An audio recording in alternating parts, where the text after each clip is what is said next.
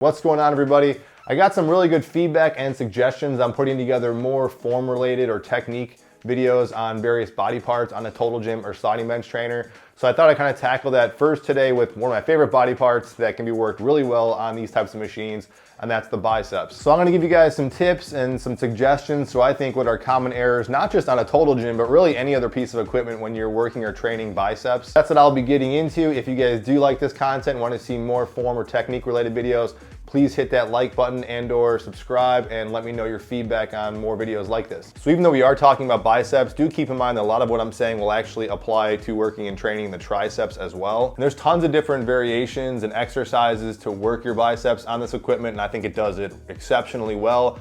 However, I do find myself going back to about, I'd say 3 key bicep exercises that I think just feel really good, at least for me. So you kind of see that as a backdrop as I kind of go over these different examples about form and function. So the first tip I'm gonna give you guys, and this applies to pretty much every exercise, but I'll make the case on probably the most popular bicep exercise on a total gym, which is this kind of seated tower curl, is to try to think about, as much as you can, isolating just the elbow moving and not allowing the shoulder to move, and also allowing, a part of that is really just making sure you're getting full range of motion. I know it seems really obvious maybe for some people, but whenever I see this, even in the gym, even on this machine, I see people kind of constantly doing this.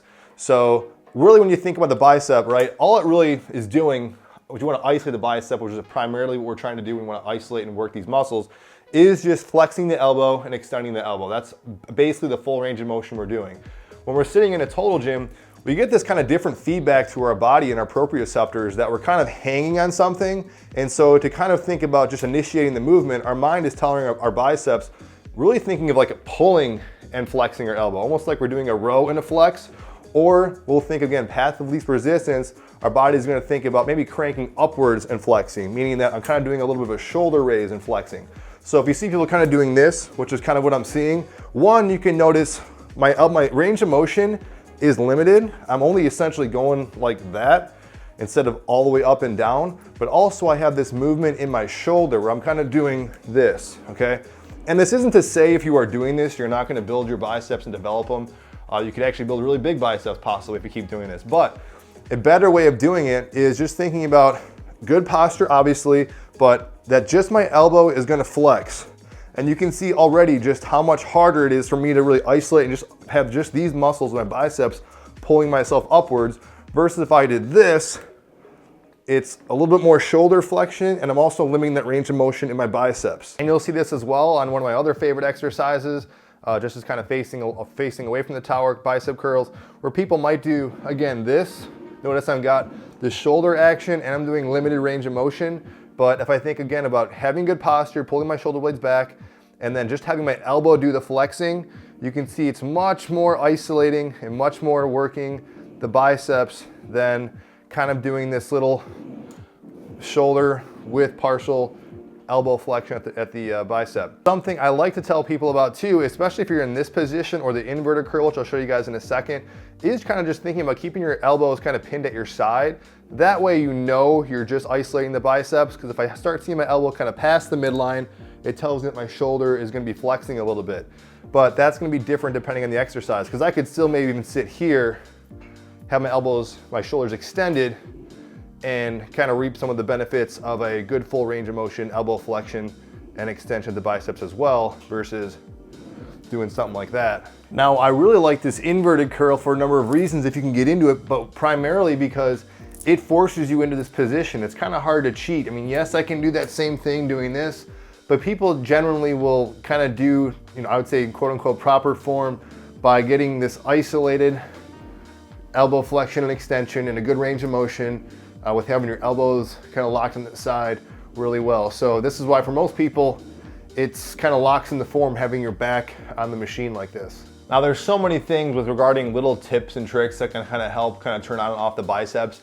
But this second thing I'm gonna recommend is really, I'm gonna wrap it up with this, because if you kind of think of the first point I made and to the second point, I think you're gonna notice a huge difference in just how your biceps feel when you're training them. And the second most important thing that's going to apply, again, to every bicep exercise, and really this applies to a lot of other exercises and movements, is that line of action. This is where a total gym really feels good and kind of giving you guys that constant stress that I keep talking about with this machine, versus things, even like dumbbells, traditional free weights, and even resistance bands. What I mean with line of action is getting to a position or finding exercises that really keep a constant, nice, even stress on the bicep. So giving this first example on the first exercise, what is great about a total gym is that from this first exercise we discussed, it already places you in a really advantageous, good line of action, a good constant tension you get on the bicep. So when I'm seated here facing the machine, as I'm making this curl, this tension of where it's kind of directed feels really good on my bicep as I'm going through the concentric portion and then even the eccentric portion.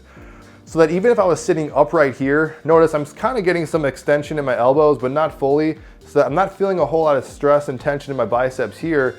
Yes, I am working my biceps here, but not to the same degree, whereas if you guys were to try this out, you extend out a little bit further, where even from the start of that exercise, I'm putting a lot of constant stress. I could even get higher, same thing, it's just a little bit different angle, but again, really good kind of line of action or stress on my bicep. And this exercise really just makes the point, because here, when I get in this position, you can see the difference, where if I just sit upright like this, like I said, yes, I have some stress in my bicep, but that tension and that line of action is not really continuous and constant, versus this is why I kind of lean into the exercise to kind of start, where my biceps are essentially kind of almost going parallel to the cable itself. So as I kind of make this curl, again, keeping in mind point number one, because these things feed into each other, I have that nice constant stress in my bicep. So by simply talking about the last point, if I just kind of do this, I kind of lose that tension by not just bracing and kind of cheating with my shoulders coming up and limiting that range of motion. I just lose that tension in my biceps. So finding that angle to keep that tension constant. If you guys sat down on your butt and did this, again, it's kind of hard to kind of keep that unless you really leaned in a little bit and you can already kind of feel that stretch in the body part you're working. And this is again why this inverted press I think works out well for most people, because even just setting up the different tower heights, you're setting yourself up for the same kind of even line of action or tension that you had before, and it's really hard to kind of cheat this. So regardless of what position you're in, you get this nice constant tension on your biceps. So that's really it, guys. Those are two major but vitally important things to think about if you're kind of thinking about training the biceps effectively and efficiently.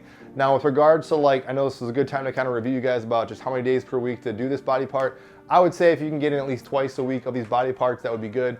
Focusing in on these things we discussed. Rep range is up to you, whatever you gotta do to kind of feel that tension or stress. For me, it averages maybe 10 to 15, maybe 3 sets, 1 to 3 exercises. It kind of depends on your level and ability. And like I was alluding to, we can make this an hour-long video talking about the intricacies of training the biceps, but I wanted to give you some bite-sized, really efficient, good take-home messages I think will make a big difference. And again, this is a problem I kind of see across the board. But any questions, comments, feedback, and more exercise technique videos you guys want to see, let me know, and I'll see you guys on the next video. Thank you.